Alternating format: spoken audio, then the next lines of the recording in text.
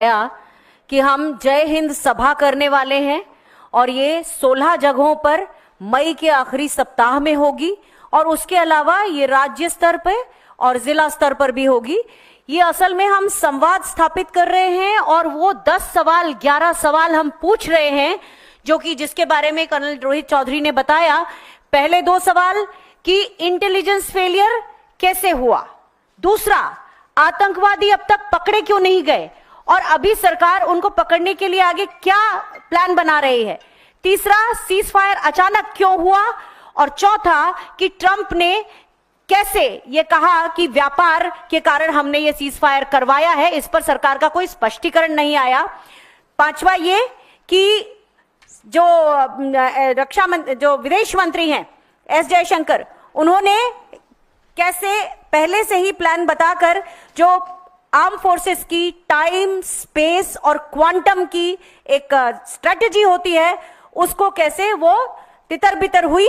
और उसके अलावा हम ये सवाल भी पूछना चाहते हैं कि आने वाली 25 मई को प्रधानमंत्री नरेंद्र मोदी जी की सरकार ने केवल एनडीए के मुख्यमंत्रियों की एक बैठक बुलाई है इसी मुद्दे को लेकर।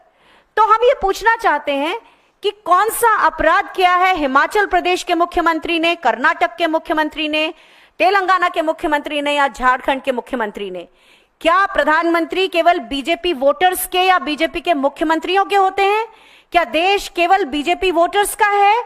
इसलिए हम ये मांग करते हैं कि सभी मुख्यमंत्रियों को इस बैठक में शामिल होना चाहिए।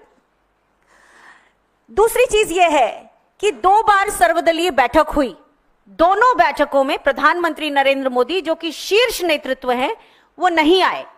क्या उनके लिए राष्ट्रीय सुरक्षा प्राथमिकता नहीं है?